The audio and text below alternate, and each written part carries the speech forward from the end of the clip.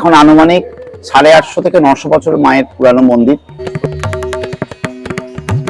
তার পরবর্তীকালে আমাদের যে পুরনো যে সেবায়িত আছেন যারা বয়স্ক, তাদের কাছে স্বপ্ন যায় যে না, আমার যে মৃন্ময়ী মূর্তি, মৃত্তিকার মাটির মূর্তিই চাই, আমার কোনো পাথরের মূর্তিতে তোমরা পুজো করবে না।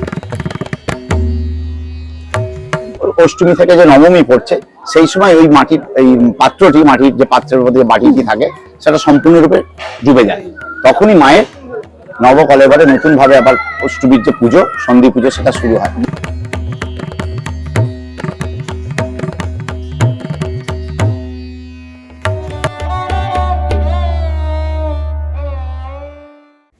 নমস্কার, আমি দেবশ্রী। পান্থজন কথায় আপনাদের সকলকে স্বাগত। ফিরে এলাম নতুন একটি ভিডিও নিয়ে। চলে এলাম বালি স্টেশনে। মেঘলা আকাশ, ভেজা হাওয়া আর মাঠ ভরা সবুজকে সাথে নিয়ে আজ চলেছি বাংলার অতি প্রাচীন এক মন্দির দর্শন করতে। প্রায় 800 বছরেরও অধিক প্রাচীন এই মন্দির, আর মন্দিরে অধিষ্ঠিত রয়েছে মহামায়ার এক অদ্ভুত রূপ। কমলাকান্ত ভট্টাচার্যের বিখ্যাত শ্যামা সঙ্গীতে আমরা পাই, শ্যামা কখনো শ্বেত, কখনো পীত, কখনো নীল ও লোহিত রে। তার মধ্যে এই যে শ্বেত বর্ণের রূপ, মা কালীর এই শ্বেত রূপ কিন্তু অত্যন্ত বিরল। আজ আমরা সেই শ্বেত কালীরই দর্শন করতে চলেছি হুগলির রাজবলহাটে। রাজবলহাট যাওয়ার জন্য হাওড়া তারকেশ্বরগামী রেলপথে ট্রেনে হরিপাল স্টেশনে নামলাম। সেখান থেকে 10 নম্বর বাস বা ট্রেকারে করে সহজেই পৌঁছে যাওয়া যায় রাজবল্লভী মন্দিরে। মা শ্বেতকালী এখানে রাজবল্লভী নামেই অধিষ্ঠিতা। আপনারা দেখতেই পাচ্ছেন, একটি ট্রেকার সম্পূর্ণ ভর্তি হয়ে গেলে ছাদেও কিন্তু মানুষজন বসেন। এমন দৃশ্য শহরে খুব একটা দেখা না গেলেও গ্রামের দিকে, যেখানে যোগাযোগ ব্যবস্থা অতটা উন্নত নয়, সেখানে কিন্তু সচরাচরই এমনটা দেখা যায়। আমরাও এমনই এক ট্রেকারে চেপে রওনা দিলাম রাজবল্লভী মায়ের মন্দিরের উদ্দেশ্যে। সকলেই কিন্তু কমেন্ট বক্সে অবশ্যই লিখবেন জয় মা রাজবল্লভী। আর পান্থজন কথা ইউটিউব চ্যানেলটি এখনো যাদের সাবস্ক্রাইব করা হয়নি, তারা চ্যানেলটিকে সাবস্ক্রাইব করে নেবেন। পথের প্রাকৃতিক দৃশ্য অপূর্ব সুন্দর, চারিদিক সবুজে ভরা, এক এক ঋতুতে তার এক এক রকম সৌন্দর্য। শরৎকালে যখন এই রাস্তা দিয়ে গিয়েছি, এর আগেও বহুবার, তখন দেখেছি দুদিকে কাশ ফুলে ভরে আছে। বিভিন্ন ঋতুতে এই পথ আলাদা আলাদা রঙে রূপে ধরা দিয়েছে। কখনো সবুজ, কখনো সোনালি ধান, কখনো হলুদ সর্ষে খেতে একেবারে চোখ জড়িয়ে গিয়েছে যখনই গিয়েছি এ পথ দিয়ে। এছাড়াও রাজবল্লভী মায়ের মন্দিরে যাওয়ার পথেই কিন্তু পড়ে আটপুর শ্রীরামকৃষ্ণ মঠ, রাধা গোবিন্দ মন্দির। এছাড়াও রয়েছে দত্তবাড়ির সুপ্রাচীন চণ্ডী মণ্ডপ ইত্যাদি প্রচুর দর্শনীয় স্থান রয়েছে। আগামীতে সবকটি স্থানই আপনাদের ঘুরে দেখাবো। তবে আজ আমাদের গন্তব্য মা শ্বেতকালী অর্থাৎ মা রাজবল্লভীর মন্দির। চলে এসেছি দিঘির ঘাট। এখান থেকে মায়ের মন্দির একেবারেই কাছে। আমরা প্রায় চলে এসেছি আমাদের গন্তব্যে।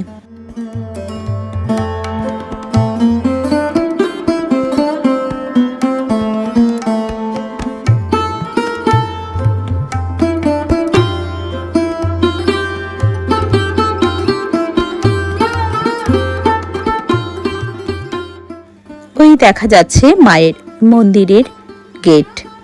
এখান থেকেই শুরু মা রাজবল্লভীর মন্দির।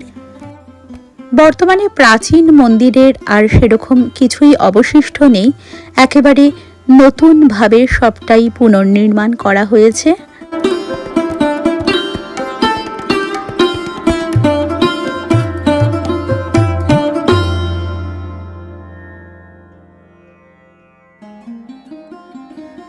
মায়ের প্রাচীন মন্দিরটি আনুমানিক 1242 খ্রিস্টাব্দে রাজপুরে, বর্তমানে এই অঞ্চলের নাম রাজবলহাট, কিন্তু তৎকালীন নাম ছিল রাজপুর।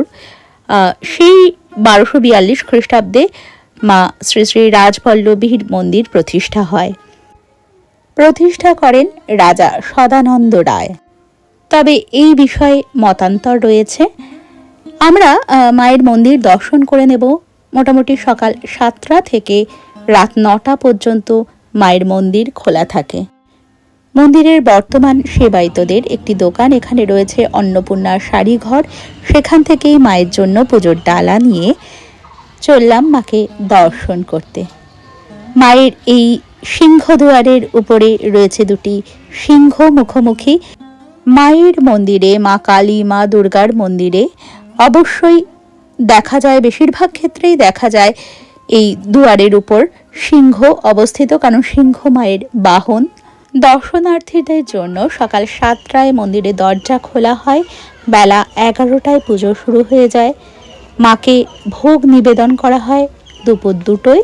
সকাল 8টা থেকে 10টার মধ্যে ভোগের কুপন কেটে নিতে পারলে ভালো হয়, কারণ প্রচুর মানুষ নিত্য ভোগ গ্রহণ করেন এই মন্দিরে। এরপর সন্ধ্যা 7টায় শুরু হয় সন্ধ্যারতি, এবং আরতির পর মাকে নিবেদন করা হয় সন্দেশ, লুচি এবং ছানা। তারপর রাত 9টা নাগাদ বন্ধ হয় মন্দিরের দরজা। মন্দিরে শোভেছে মাতা শ্রীরাজ বল্লভী, শরৎ জ্যোৎস্না প্রভা বিশাল ভৈরবী। বিল্লমালা গলে, ছুরি ধরে ডান হাতে, প্রসারিত বাম হস্তে পাত্র শোভে তাতে। রণরঙ্গিনীর মূর্তি ভীমাশু নয়না, বরা ভয় প্রদায়িনী প্রসন্ন আননা। উজ্জ্বল মুকুট শিরে ত্রিলোক জননী। রাজবল্লভীর মাহাত্ম্য গ্রন্থে এভাবেই বর্ণনা রয়েছে মায়ের। নমস্কার, আমি দেবশ্রী। পান্থজন কথায় আপনাদের সকলকে স্বাগত। ফিরে এলাম নতুন একটি ভিডিওর সাথে নিয়ে। আজ চলে এসেছি হুগলি জেলার রাজবলহাটে। আর এই রাজবলহাট অঞ্চলটি যার নামে আজ দর্শন করব, সেই মা রাজবল্লভীর। মা রাজবল্লভীকে স্থানীয় মানুষেরা শ্বেতকালীও বলেন, কারণ মায়ের গায়ের রং শরৎ পূর্ণিমার চাঁদের মতো শ্বেত শুভ্র, অপূর্ব সুন্দর মাতৃমূর্তি। প্রায় 800 বছরের প্রাচীন এই মন্দির। জেনে নেব মন্দিরের ইতিহাস, মন্দিরের বর্তমান সেবায়িতদের মধ্যেই একজন নির্মল বাবুর কাছ থেকে। নির্মল বাবু নমস্কার। নমস্কার। এই মা রাজবল্লভীর মন্দির শোনা যায় 800 বছরের প্রাচীন, এবং এর যে ইতিহাস যদি আমাদের একটু জানান। মন্দির মোটামুটি আপনারা ঠিকই শুনেছেন, 800 বছরের একটু বেশি হতে চলেছে। এখন আনুমানিক 850 থেকে 900 বছর মায়ের পুরানো মন্দির প্রতিষ্ঠার দিন হতে চলেছে। তো মায়ের এই জন্মতিথি, এই যে আমাদের আগামী 6ই বৈশাখ আসছে 1433 সাল, এই দিন মায়ের জন্মতিথি। মায়ের একটা তো জন্মদিন আছে, সবাই যেমন আমাদের মানুষের একটা জন্মদিন আছে, মায়ের জন্মদিন হলো এই বৈশাখ মাসের অক্ষয় তৃতীয়ার দিন। এই দিন মায়ের মন্দির খুব ভোরবেলা খোলা হয়, ভোর 4টে থেকে 4:30 মায়ের মন্দির উন্মোচন হয় এবং মাকে মঙ্গল আরতি হয়। মঙ্গল আরতি দিয়ে পুজো শুরু হয়, এবং এই শুভ অক্ষয় তৃতীয়ার দিন মায়ের একটু বিশেষ রূপে সাজিয়ে মাকে পূজিত করা হয়। এবং মায়ের তো সকলেই জানেন প্রত্যেক দিন অন্নভোগের ব্যবস্থা আছে। এখন আনুমানিক আমাদের প্রত্যেক দিন 1200, 1300 এবং ছুটির দিন 1500 উপরেও পর্যন্ত লোক খাচ্ছে। তো মা তো আপনারা ঠিকই শুনেছেন, শ্বেত কালী রূপে পূজিত হয়ে আসছেন। সেই যে আমরা ইতিহাস বই পড়াশোনা করেছি, মুঘল আমল, মুঘল সাম্রাজ্য, পাঠান সাম্রাজ্য, সেই সময়কালে মায়ের এই প্রতিষ্ঠা। বর্ধমানের রাজা সদানন্দ রায় এই মায়ের প্রতিষ্ঠা করেন। তো বয়স হতে চলেছে 850 থেকে 900 বছর। সেই থেকে মা এই রাজবলহাট গ্রামে পূজিত হয়ে আসছেন। তখন এটা ভুরসুট পরগনা ছিল, তখন তো জেলা ভিত্তিক ছিল না, পরগনা ভিত্তিক ছিল। এই ভুরসুট পরগনার অধীনস্থ এই গ্রামটির নাম প্রথম তো রাজবলহাট ছিল না, কথিত আছে এই জায়গা দিয়ে বাণিজ্যের ব্যবসার কাজে এখান দিয়ে বাণিজ্য করতে যাচ্ছিলেন সপ্তডিঙা নিয়ে। তো সেই সপ্তডিঙা নিয়ে যখন রাজা তার সৈন্য সামন্ত নিয়ে যাচ্ছেন, আমাদের গড়ভবানীপুর বলে একটি জায়গা আছে, সেখানে বাণিজ্যে। তো রাজা এই মা তখন রাজাকে দেখা দেয়। 6টা ডিঙায় যখন মা পা দেয়, 6টা ডিঙায় যখন জলে ডুবে যাচ্ছে, তখন রাজা মায়ের পায়ে পড়ে, আছাড় খেয়ে পড়ে এবং বলে যে, মা তুমি কে, তুমি আমায় দেখা দাও। তখন বললো, তোর যে ভুল হয়েছে। তো রাজা ওই নারীকে দেখে খুব কাম লালসা জেগেছিল এবং বলেছিল, এই মেয়েটিকে আমাদের বাজরায় তুলতো, তখন সে বাজরা বা বজরা বলতো না, ডিঙাকে তাকে তুলতো, খুব খারাপ মনোভাব নিয়ে তুলেছিল। তখন রানী যখন এই মা রাজবল্লভী যখন একটি ডিঙায় পা দেয়, প্রথম ডিঙায় ডুবে যায়, দ্বিতীয় ডিঙায় যখন পা দেয় দ্বিতীয় ডিঙাও ডুবে যায়, এক একটি সৈন্য সাবত মাঝিরা সব মারা যাচ্ছে, এবং যখন ষষ্ঠ থেকে সপ্তমে যেতে যায় তখন রাজা বুঝতে পারে এই যে এই মা সাধারণ মেয়ে নয়, এই কোনো এর মধ্যে কিছু অসাধারণত্ব আছে। তখন রাজা আমাদের এই মায়ের পায়ে পড়ে এবং বলে, মা তুমি আমায় ক্ষমা করো। বলে, না, ক্ষমা করা যাবে না, তুই তো রাজা, তুই তো দেশের সেবা করবি, তোর মনে কেন এত পাপ? তো তোকে ক্ষমা আমি একটি কারণেই করতে পারি, তোকে আমাকে এইখানে প্রতিষ্ঠা করতে হবে, এবং এই যা বলবো সেইভাবে এখানে বংশধরদের সব প্রতিষ্ঠিত করতে হবে, যারা আমার সেবা কার্যের সঙ্গে নিযুক্ত থাকবে, তবেই তোর মুক্তি। বললো, মা তুমি যা আদেশ দেবে তাই। তখন এই ভুরসুট পরগনা থেকে এই রাজবল্লভীর নামে রাজবল্লভহাট হলো, অপভ্রংশ এখন একটা রাজবলহাট বলে সবাই চেনে। এটি হুগলি জেলার জাঙ্গিপাড়া থানার অন্তর্গত এই গ্রাম। আর এই সপ্তডিঙা এখনো একটা কোনো রিচুয়ালস হয়? অষ্টমী দিন দুর্গাপুজোর মা তো শ্বেতকালী, কিন্তু দুর্গার রূপে পূজিত হন। এই সারা ভারতবর্ষে এরকম দেবী আর কোথাও নেই, একটি রূপ কিন্তু আরেকটি জায়গায় সেইভাবে পূজিত হচ্ছেন। শ্বেতকালী দুর্গার রূপে পূজিত হয়ে আসছেন। দুর্গাপুজোই মায়ের বড় এখানে উৎসব, এবং সপ্তমী, অষ্টমী, নবমী, দশমী এখানে মায়ের যে জলঘড়ি আছে না, সেটা দেখবার মতন। পঞ্চমীর দিন এই জলঘড়িটা পাতা হয়। এখানে মায়ের ওই পঞ্জিকা থেকে পুজো হন। মায়ের একটি আমাদের ঘড়িয়াল আছেন, এখানে একটি ঘর আছে, সেই ঘড়িয়ালে পঞ্চমীর দিন, মহাপঞ্চমীর দিন ঘড়িয়াল সেই আমাদের জলঘড়িটা পাতে। জলঘড়িটা কি, একটা মাটির বড় পাত্র, তাতে একটা ছোট্ট বিন্দুর মতন ছিদ্র একটা বাটি থাকে, সেই বাটিটা তাতে ডোবানো থাকে। সেই বাটিটা সেই পঞ্চমীর পর থেকেই সন্ধিক্ষণ অনুযায়ী ডুবতে থাকে। তো ওই যে সন্ধি পুজো আমরা বলি, খ্যানের পুজো, অষ্টমী থেকে যে নবমী পড়ছে, সেই সময় ওই মাটির এই পাত্রটি, মাটির যে পাত্রের মধ্যে বাটিটি থাকে, সেটা সম্পূর্ণরূপে ডুবে যায়। তখনই মায়ের নবকলেবরে নতুন ভাবে আবার অষ্টমীর যে পুজো, সন্ধি পুজো, সেটা শুরু হয়। সেটা ধুমধাম করে, খুব দেখবার মতন। এবং মহানবমীর দিন মায়ের এখানে অন্নভোগ হয় না, মা সেদিনকে চিড়েমুরকি ভোগ খান, এবং বিভিন্ন ছাগ ছাগলের রক্ত নিবেদন করা হয়। সেই দিন মায়ের কিন্তু উগ্র চণ্ডী মূর্তি থাকে, মানে বলিদান হয়। বলিদান মানুষের মানসিকের বলি, মানুষ যেদিন আনতে পারে ছাগল বলি। মা এখানে বলিদান প্রথা বন্ধ করা যায়নি। আমরা আইনি প্রথায় গেছি, কিন্তু মা স্বপ্নাদেশ দিয়েছেন আমাদের সেবায়ীদের যে না, আমি বলি চাই, এখানে বলি বন্ধ করা যাবে না। সেই থেকে এখানে বলি প্রথা চালু হয়ে আসছে। মায়ের নিজস্ব বলি হয় বিশেষ কয়েকটি দিনের মধ্যে। মহানবমীর দিন তো অনেক বলিদান হয়, যেটা কোথাও হয় না। একটা পেঁচ বলি হয় প্রথম বলি, তারপর মায়ের মহিষ বলি হয়। আমার এখানে খামার আছে, বংশ পরম্পরায় তারাই মায়ের বলিদান করে আসছে। তো মহিষ বলি প্রথা অনেক জায়গাতেই বন্ধ হয়ে গেছে, কিন্তু আমাদের এই দেবী রাজবল্লী মন্দিরে চালিত আসছে। ভেড়া বলি হয় এবং অনেক ছাগল বলি হয় সেদিনকে। এছাড়া মায়ের তো মানসিকের বলি, যে যেমন বলে যে আমি পাঁঠা দিয়ে মানসিক করছি মা, আমার এইটা চাই, আমি দণ্ডি খাটবো মা, যেভাবে যে যাভাবে মানসিক করে, যা যা চায় মা সেটাই মাকে থাকে। সেদিন একটা সপ্তডিঙা, এই সপ্তডিঙাটা দেওয়া হয় দিদি অষ্টমীর দিন, ওটা নবমীর দিন না, ওটা অষ্টমীর দিন। মায়ের এখানে যে বাসন মাজার যে পুকুরটা আছে, সেই পুকুরে এখনো ভাসানো হয়। মায়ের ওই ঘটনাটা ঘটেছিল কোন স্থানে, যেখানে ডিঙা ডুবেছিল? হ্যাঁ, সেখানে মায়ের একটি গড় আছে, এখনো অল্প নিদর্শন আছে। সেই গড়েতেই ব্যাপারটা ঘটেছিল। এই মায়ের একদম মন্দির সন্নিকটে, পিছন দিকে, মায়ের পিছনেই। তো সেই সপ্তডিঙাটা এখন আমাদের অষ্টমীর দিন ওই যে কলার ভেলা হয় না, কলার ভেলাকে ডিঙা তৈরি করে নকল ভাবে আমাদের এটা করা হয়। আচ্ছা, আর মায়ের এই যে মূর্তি, এই মূর্তিটা কতদিন বাদ, মানে কত বছর বাদে? 12 বছর অন্তর, আনুমানিক 12 বছর অন্তর মায়ের নতুন মূর্তি তৈরি হয়। মায়ের এখানে পাথরের মূর্তি করার আদেশ নেই। মা ইডলিপাড়াও আমাদের কাছে স্বপ্ন দিয়েছিল। আমরা রাজস্থানের মিস্ত্রির সাথে আলোচনা করেছিলাম যে একবারে যদি একটা শ্বেত বর্ণের এই রূপ একভাবে তৈরি করে বসিয়ে দেওয়া হয়, তাহলে আর বারবার এরকম ভাবে তৈরি করতে হয় না। কিন্তু তার পরবর্তীকালে আমাদের যে পুরনো যে সেবায়িত আছেন, যারা বয়স্ক, তাদের কাছে স্বপ্ন যায় যে না, আমার যে মৃন্ময়ী মূর্তি, মৃত্তিকার মাটির মূর্তিই চাই, আমার কোনো পাথরের মূর্তিতে তোমরা পুজো করবে না। শোনা যায় গঙ্গা মাটি আর গঙ্গা জল দিয়ে নাকি? সেটা কুমারটুলির যে পাল মিস্ত্রিরা আছে, ওনারাই আসেন বংশ পরম্পরায়। মাত্র এই মায়ের যে রূপ, ওনারাই একমাত্র পারবেন।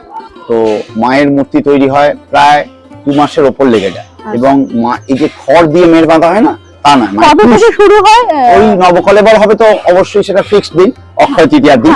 অক্ষয় তৃতীয়ার অন্তত 2 মাস আগে মায়ের মূর্তি ভাসান দেওয়া হয়। হ্যাঁ, সামনে মায়ের ঘটে পুজো হয়। প্রত্যেকদিন পুজো হবে, প্রত্যেকদিন ভোগ হবে। এটা আসছে কবে আবার হবে? এটা আমাদের মোটামুটি আরো বছর 4 বাদে হবে। কত সালে লাস্ট এই নবকলেবর হয়েছিল? 18 সাল বাংলা, 2018। হ্যাঁ হ্যাঁ 2018 না 1418। বাংলার 1418 সালে শেষ নবকলেবর হয়েছিল এবং আরো প্রায় 4 বছর বাদে আবার নবকলেবর হবে। কুশ দিয়ে মাকে বাঁধা হয়, সেটা কি বলছেন? কুশে মোটামুটি মায়ের যে কুস্তি এই মেটটা বাঁধা হয় হ্যাঁ। এবং গঙ্গা জল দিয়ে, গঙ্গা মাটি দিয়ে তৈরি হয়, ঠিকই আচ্ছা। শুনেছেন। এবং দেখলে মনে হবে বোধহয় পাথরের মূর্তি, হ্যাঁ হ্যাঁ খুব একদম। সুন্দর। মায়ের যে রূপ বা উজ্জ্বলতাটা খুব মারাত্মক, কিন্তু মা কিন্তু মাটির। অনেকেই এসব প্রশ্ন করে যে মা কি পাথরের? না, মা পাথরের না, মা মৃত্তিকার, মাটির।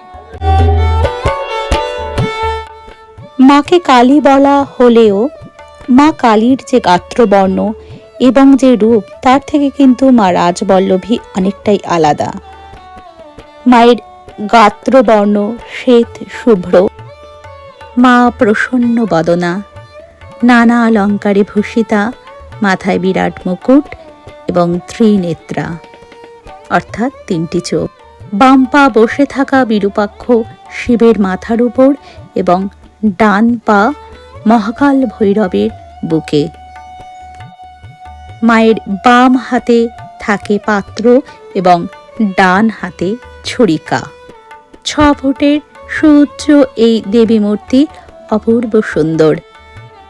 প্রত্যেক 12-13 বছর অন্তর এই মূর্তিটি পরিবর্তন করা হয়, নবকলেবর হয় মায়ের। গঙ্গা জল ও গঙ্গা মাটি দিয়ে নতুন বিগ্রহ তৈরি করেন কুমোরটুলির রাখাল পাল এবং তার বংশধরেরা। দেবী রাজবল্লভী চণ্ডীরই এক রূপ বলে মনে করা হয়। পীঠ নির্ণয় গ্রন্থে রাজবলহাটকে শক্তিপীঠ বলে উল্লেখ করা হয়েছে এবং পীঠের অধিষ্ঠাত্রী দেবীকে চণ্ডী বলা হয়েছে। কবিকঙ্কন মুকুন্দরাম চক্রবর্তীর চণ্ডীমঙ্গল কাব্যে রয়েছে, রাজবলবন্দী রাজবল্লভীর চরণ ইতিপুরে রঙ্গিনী বন্ধ হয়ে এক মন। এই হলো মায়ের দিঘি। বলা হয় প্রত্যহ মা এখানে স্নান করতে আসেন।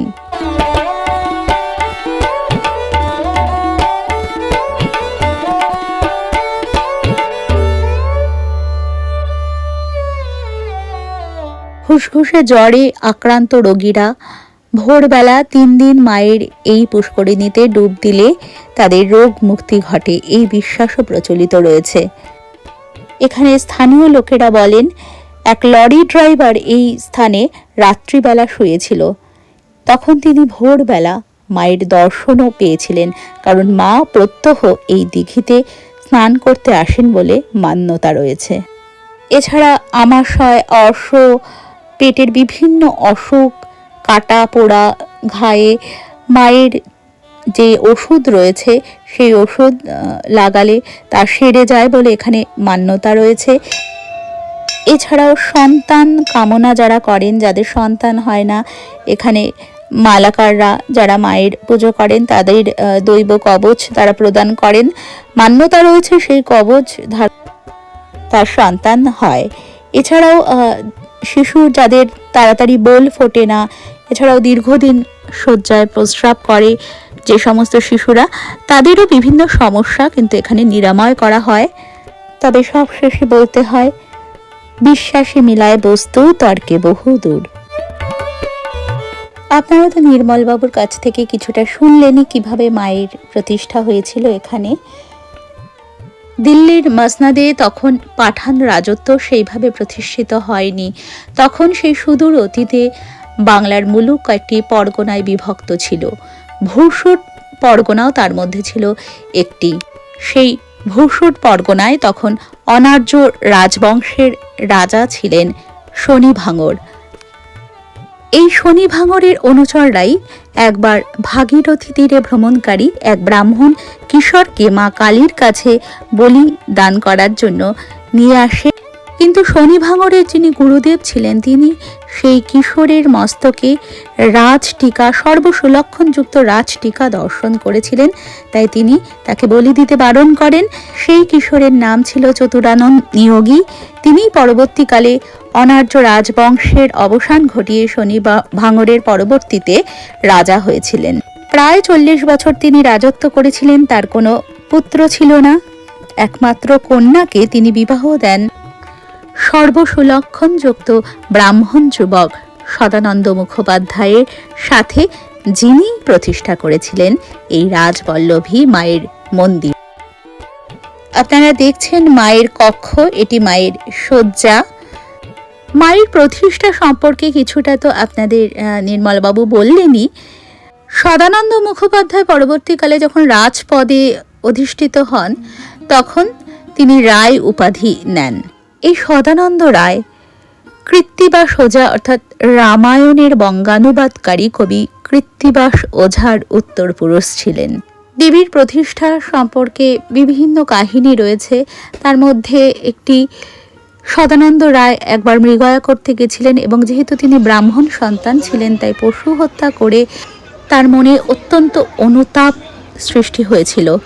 তখনই তিনি বনমধ্যে গুরুর নির্দেশে গিয়ে সব সাধনা করেন এবং তারপরেই দেখা পান মা রাজবল্লভীর। তারপর তিনি দেবীর নির্দেশেই এই মন্দির প্রতিষ্ঠা করেন। আর সদাগরের সপ্তডিঙার কাহিনীটি আপনারা তো নির্মলবাবুর কাছ থেকে জানলেনই। এছাড়াও বহু কিছু এইটুকু ভিডিওতে বলা সম্ভব হয় না। পরবর্তীতে মাকে নিয়ে আমি আরও ভিডিও করব, সেখানে অবশ্যই বলবো। এছাড়াও এই মন্দির চত্বরে 4টি প্রাচীন এবং একটি নবনির্মিত শিব মন্দির রয়েছে। রয়েছে একটি নাট মন্দির।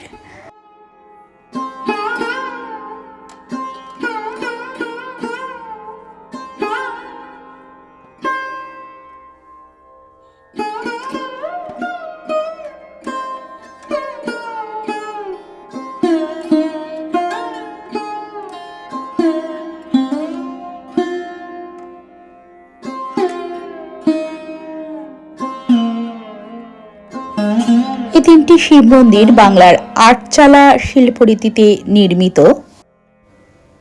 এটি শ্রী রাজরাজেশ্বর শিব ও নন্দীশ্বর শিব মন্দির। আপনারা দর্শন করুন ভিতরে শিবলিঙ্গটি। আলো আধারিতে খুব একটা ভালো বোঝা না গেলেও আশা করি আপনারা দর্শন করতে পারছেন। এরপরই রয়েছেন সোমেশ্বর এবং ত্রয়ম্বকেশ্বর শিব।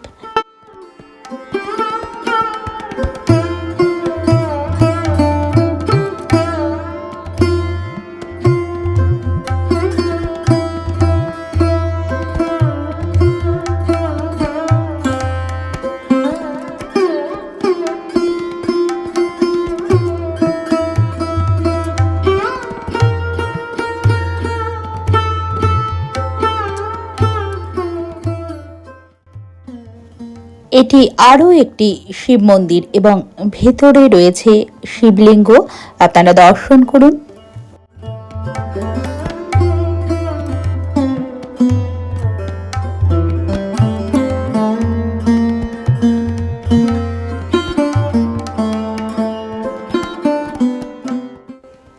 এই শিব মন্দিরটি কিন্তু নবনির্মিত, পরবর্তীকালে নির্মাণ করা হয় শিব মন্দিরটি। ভিতরে শিবলিঙ্গের সাথে সাথে শিবের একটি সুন্দর শ্বেত পাথরের মূর্তিও রয়েছে।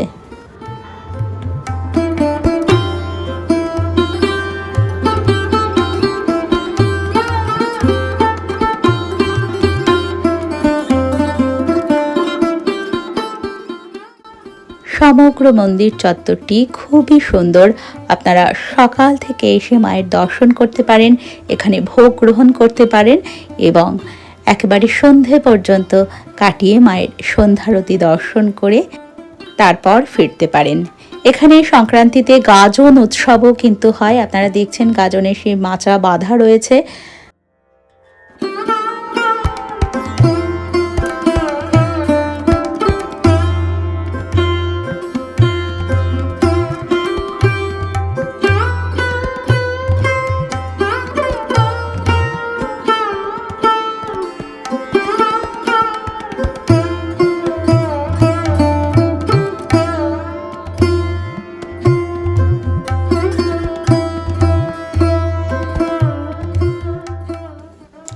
এই হলো ভোগের ঘর। 40 টাকার কুপন কেটে কিন্তু আপনারা মায়ের প্রসাদ গ্রহণ করতে পারেন। এখানে মায়ের প্রসাদের অন্যতম বিশেষত্ব হলো বিভিন্ন সবজি ও মাছ দিয়ে তৈরি ঘাঁটা বা ঘন্ট। এই স্থানে বসে প্রত্যেক দিন প্রচুর মানুষ, কয়েক হাজার মানুষ কিন্তু এখানে প্রসাদ গ্রহণ করেন। সামনেই আসছে অক্ষয় তৃতীয়া, ওই দিন মায়ের প্রতিষ্ঠা দিবস। আপনারা অবশ্যই সম্ভব হলে মাকে দর্শন করতে আসবেন, পূজা নিবেদন করবেন এবং ভোগ গ্রহণ করবেন। তবে বছরের 2টি দিন কিন্তু মায়ের অন্নভোগ হয় না, এক হলো দুর্গা নবমী এবং অপর হচ্ছে চৈত্র সংক্রান্তি। শয়নের পূর্বে মা কিন্তু তামাকও সেবন করেন।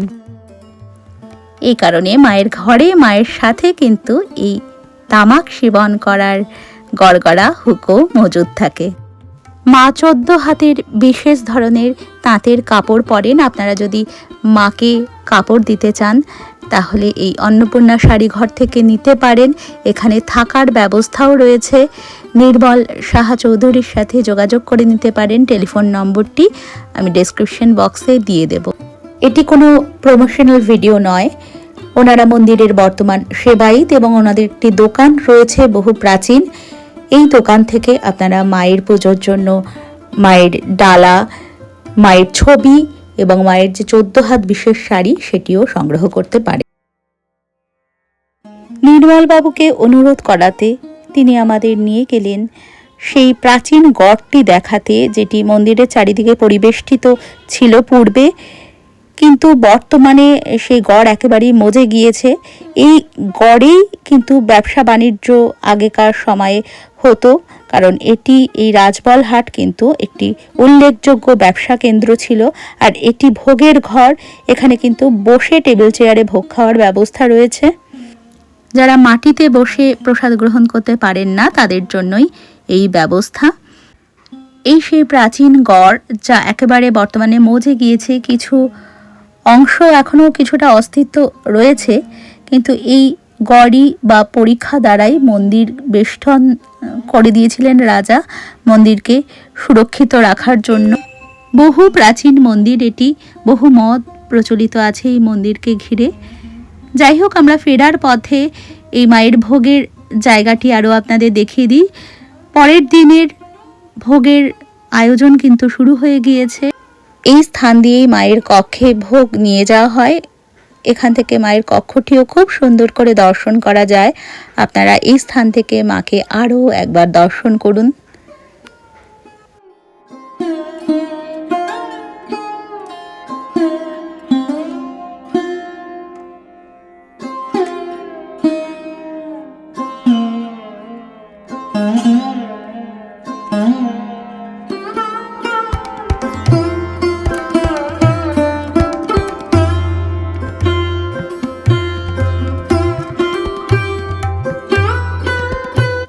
আজকের প্রতিবেদনটি আপনাদের কেমন লাগলো আমি আশা করব কমেন্ট বক্সে অবশ্যই আপনারা তা লিখে আমাকে জানাবেন।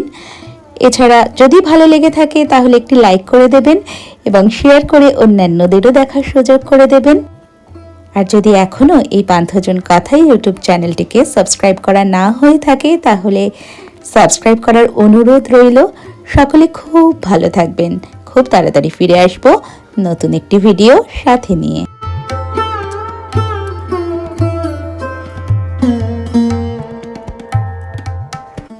সন্ধেবেলা মন্দির চত্বরে মেলার মতো করে দোকানপাট বসে। বাচ্চাদের খেলনা থেকে শুরু করে মায়ের ছবি, বিভিন্ন জিনিস পাওয়া যায়। আশেপাশে বহু দর্শনীয় স্থান রয়েছে, যার মধ্যে উল্লেখযোগ্য আটপুর শ্রীরামকৃষ্ণ মঠ, রাধা গোবিন্দ মন্দির, এছাড়া আরও নানা দর্শনীয় স্থান। একদিন থেকেও কিন্তু আপনারা সেই সমস্ত স্থান ঘুরে দেখতে পারেন। থাকার জন্য যোগাযোগ করতে পারেন অন্নপূর্ণা শাড়ি কুটিরের নির্মল বাবুর সঙ্গে। ওনাদের এখানে একটি গেস্ট হাউস আছে। সামনেই রয়েছে অক্ষয় তৃতীয়া, মায়ের মন্দিরের প্রতিষ্ঠা দিবস।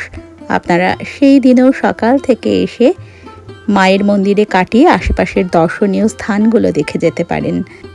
ডেসক্রিপশন বক্সের দেওয়া নাম্বার থেকে আপনারা যোগাযোগ করে নিতে পারেন অন্নপূর্ণা শাড়ি কুটিরের নির্মল বাবুর সাথে। জয় মা রাজবল্লভী।